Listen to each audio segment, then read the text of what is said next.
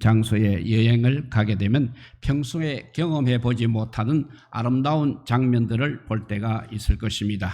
우리는 이 장면을 기억하기 위해서 사진이나 동영상으로 찍어 보존하기도 합니다.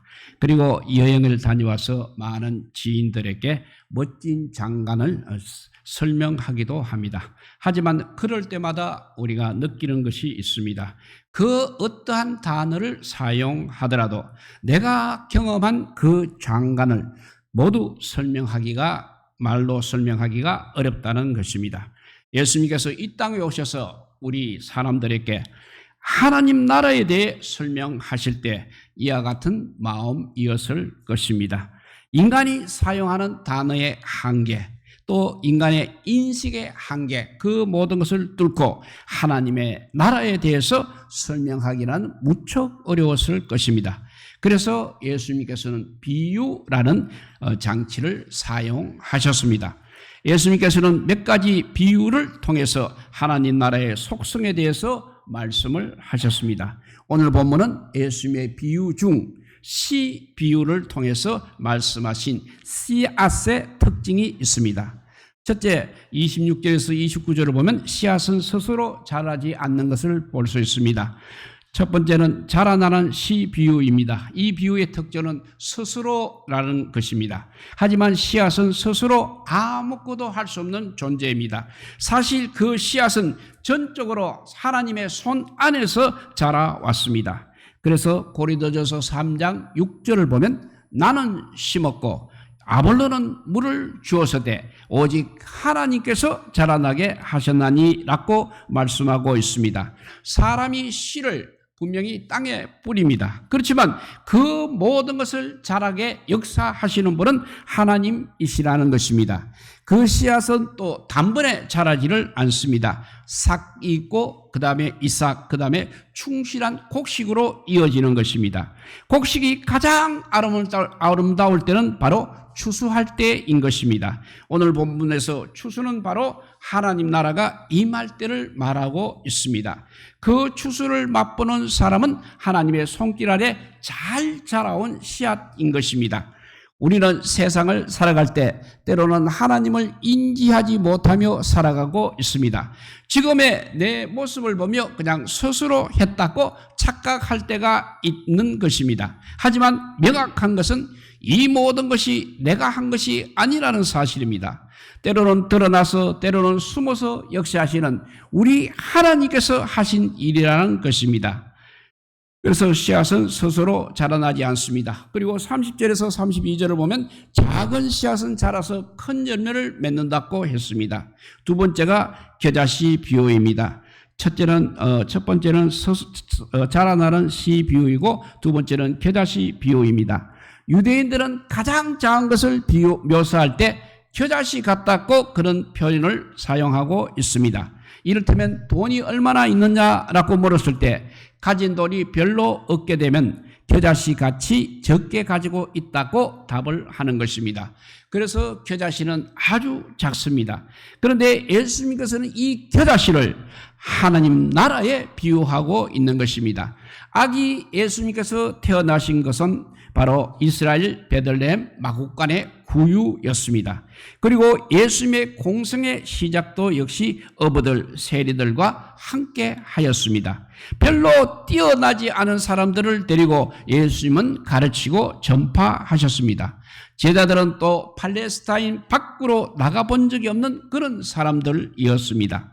하지만 예수님께서는 이들을 향해서 마태복음 28장 19절에 그러므로 너희는 가서 모든 민족을 제자로 삼아 아버지와 아들과 성령의 이름으로 세례를 베풀라고 말씀하셨습니다.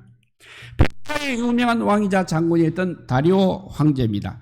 그는 유럽을 침략하면서 첫 번째 치렀던 전쟁이 바로 알렉산더 대왕이 거느리고 있는 군대와의 전쟁이었습니다. 그때 다리우스 왕은 알렉산더에게 병사를 통해서 선물을 보냈습니다. 그것은 창기가 잔뜩 들어있는 부대였습니다. 부대. 그것은 다리우스가 우리 군대는 이렇게 많다. 그러니 항복하라. 너희는 성산이 없다. 그런 경고였습니다. 깨가 가득 들어있는 부대자루를 받은 알렉산더는 다리우스 왕에게 작은 봉투에다가 씨 하나를 넣어서 보내었습니다. 그것은 무엇을 의미하느냐면 우리가 작다고 무시하지 말라. 우리는 무섭다. 우리는 놀라운 생명력을 가지고 있다. 우리는 거칠다. 우리는 너희들을 맞이할 준비가 되어 있다. 이런 의미가 담겨져 있었습니다. 결국 알렉산더 왕이 이 전쟁에서 승리를 하게 되었습니다. 겨자씨 한 알의 시작은 모든 씨보다 작습니다. 그렇지만 한 번 땅에 심긴 후에는 모든 것보다 더 커진다는 것입니다. 우리 개개인 역시 작습니다. 아무런 힘이 없습니다. 하지만 모든 것의 근원이 되시는 하나님께서 우리와 함께 하실 때 모든 것을 품을 수 있는 존재가 되는 것입니다. 이렇게 씨앗은 스스로 자라지 않는다고 했습니다. 그리고 작은 씨앗은 큰 열매를 맺는다고 했습니다. 이제 마지막 33절 34절은 씨앗은 바로 그리스도인을 칭하고 있습니다. 예수님께서 비유로 하나님 나라에서 말씀하셨습니다. 예수님께서 이렇게 비유를 들어서 설명하신 것은 예수님께 속한 사람들이 하나님 나라에 대해서 제대로 알기를 원하셨던 것 때문입니다. 예수님께서는 그리스도인들이 단순히 미래적으로 천국만을 바라보며 천국행 티켓을 쥐고 평범하게 세상 사람으로 그냥 살아가는 것이 아니라 현재적으로 천국 시민으로서 현재의 천국 시민으로서 오늘을 살아가기를 원하셨던 것입니다. 그래서 씨앗이 바로 현재의 그리스도인입니다. 어떤 사람들은 방금 땅에 심긴 씨앗으로 살아가기도 합니다. 그 다음에는 또 줄기가 나는 삶을 살아가기도 합니다. 그 다음 사람은 또 열매를 맺는 삶을 살아가기도 하는 것입니다. 서로 각자 다른 모습입니다. 그렇지만 한 가지 지향하는 것이 있다면 추수할 때까지 아름다움을 유지한다는 것입니다. 씨앗은 단순히 자신을 위해서 존재하는 것이 아닙니다. 씨앗은 반드시 열매를 맺기 위해서 존재하는 것입니다. 현재를 살아가는 그리스도인들 중에는 내 생에만 관심을 가지고 내 삶을 위해서 열매를 맺고 자란 이들도 있습니다. 하지만 우리 예수님의 가르침은 그렇지 않다는 것입니다. 예수님께서는 우리가 우리의 삶에서 큰 가지 내기를 원하고 계십니다. 그 이유는 공중의 새들이 그 그늘에 깃들이게 하기 위함인 것입니다. 하나님 나라가 확장된다는 것은 바로 그 나라에 살 수 있는 사람들이 점점 더 많아진다는 뜻입니다. 그것은 그리스도인의 역할이 절대적으로 필요하다는 것을 말씀하고 있는 것입니다. 그리스도인이 씨앗이라는 것은 우리의 삶의 목적이 오직 우리 자신의 구원에만 머무르는 것이 아니라 열매 맺는 삶으로 이어져야 한다는 것을 말하고 있는 것입니다. 그리고 씨앗의 특징은 분명 누군가의 도움이 필요로 하고 있습니다. 그것은 일시적인 아닌 정기적으로 또 꾸준하게 우리의 삶, 내 삶을 돌봐주어야 한다는 뜻이 되겠습니다. 그 돌봐주는 삶의 주체가 바로 하나님이십니다. 하나님의 도우심으로 인해서 비록 작은 씨앗이었던 우리는 이제 이 세상에서 큰 열매를 맺을 수 있는 역량을 가지게 되었던 것입니다. 하지만 이때 중요한 것은 이것이 바로 내 힘이 아니라 전적으로 하나님의 힘이라는 사실입니다. 세상에서는 작은 것은 가치가 없다고 말하고 있습니다. 하지만 하나님 나라에서는 오히려 작은 것이 가치가 있는 것입니다. 왜냐하면 언제나 하나님 관점에서 작은 것은 성장하기 때문인 것입니다. 위대한 설교가이며 문필자인 조지 맥덜라들은 예수 그리스도의 생애의 시작을 말하면서 이러한 시를 지었습니다. 그 시를 읽어보면 적을 무찌르고 그의 백성들을 높이 세우고자 하는 천사들은 그리고 사람들은 왕을 구했으나 당신은 한 여인의 울음소리를 통해서 한 작은 아이를 보내셨나이다 라고 했습니다. 하나님의 역사는 절대 거대한 것으로 시작되지 않습니다. 오히려 작은 것으로 시작합니다. 그 작은 것을 통하여서 거대한 성장을 보여주시는 것입니다.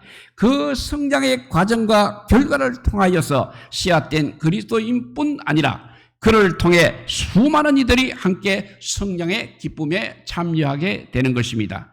지금 우리가 그렇다는 것입니다. 마치 씨에서 싹으로, 그리고 그 다음에 싹에서 이삭으로, 이삭에서 곡식으로 엎치락 뒤치락 시행착오를 범하며 조금씩 성장해 가고 있는 것입니다. 여기서 우리가 기억해야 할 중요한 진리가 있습니다. 씨앗과 열매는 같은 하나라는 사실입니다. 씨앗과 열매는 같은 하나라는 점입니다. 처음에 뿌린 씨앗이 밀이었다면 마지막에 거두는 것도 역시 밀인 것입니다. 이는 생명을 심어 생명을 거두고 복음을 심어 구복을 거둔다는 말씀이 되겠습니다. 우리 모두는 구원받은 하나님의 자녀로 오직 예수 그리스도로 신고 예수 그리스도와 같은 인격을 맺어야 하는 것입니다. 그래서 사도 바울은 에베소서 4장 15절에 오직 사랑 안에서 참된 것을 하여 범사에 그에까지 자랄지라 그의 머리는 그는 머리니 그리스도라고 했습니다. 우리가 믿는 기독교는 오직 하나님 나라가 완성되는 것이 바로 궁극적 목표인 것입니다. 예수님께서 이 땅에 오셔서 제일 먼저 하신 설교를 우리가 놓쳐서는 안 됩니다. 마가복음 1장 15절 말씀입니다. 이르시되 때가 찼고 하나님 나라가 가까이 왔으니 회개하고 복음을 믿어라 하시더라 했습니다. 여기 말씀의 핵심이 바로 하나님 나라인 것입니다. 우리 모두는 오직 예수 그리스도에게까지 자라가야 하는 것입니다. 작은 예수로 자라나야 된다는 말씀이 되겠습니다. 감히 우리가 예수 그리스도에까지 자라가기까지는 우리 앞에 얼마나 많은 고난과 시련과 아픔을 당할 수도 있는 것입니다. 그러나 이런 것들은 오직 예수님을 닮고 성장하는 과정으로 여기며 살아가야 할 것입니다. 예수님께서는 밭에 뿌려진 씨앗인 생명의 한 가정을 이렇게 말씀하셨습니다. 그 말씀이 28절, 오늘 본문 28절 말씀입니다. 땅이 스스로 열매를 맺되 처음에는 싹이요 다음에는 이삭이요 그 다음에는 이삭에 충실한 곡식이라 했습니다. 우리 모든 하나님 나라의 씨앗이 이미 뿌려졌습니다. 지금 싹이 나고 열매가 잘 맺어가고 있는 것을 우리 주님은 바라보고 계십니다. 지금도 열매를 맺어가고 있고 추수 때가 점점 다가오고 있음을 알고 있습니다. 그저 우리는 전도자로서 또 농부처럼 부지런히 씨앗을 뿌려야 하겠습니다. 열심히 전도하고 갖고 노라면 우리가 알지 못하는 사이에 말씀 자체의 생명력으로 훌륭하게 자라서 추수 때를 기다리는 충실한 알곡 일꾼으로 쓰임받으리라 믿습니다. 우리 모두 작은 예수로 자라나서 훌륭한 열매들이 맺어지기를 주님의 이름으로 축복드립니다. 기도하겠습니다. 사랑의 하나님 감사합니다. 비록 세상이 보기에는 우리 믿는 자들이 너무나 불완전하고 약해 보이지만 하나님 보시기에는 충실한 열매를 맺어가는 아버지 가정으로 보고 계신다고 했습니다. 그 가정이 여러 가지 고난과 시련과 아픔이 있더라도 잘 견디고 이겨서 마침내 하나님의 나라에 도달하는 우리 모든 성도들 되게 하여 주시기를 간절히 빌고 원하올 때 이 모든 말씀 아무 공도 없으나 우리 구주 예수 그리스도 이름으로 기도드리옵나이다. 아멘. 찬송가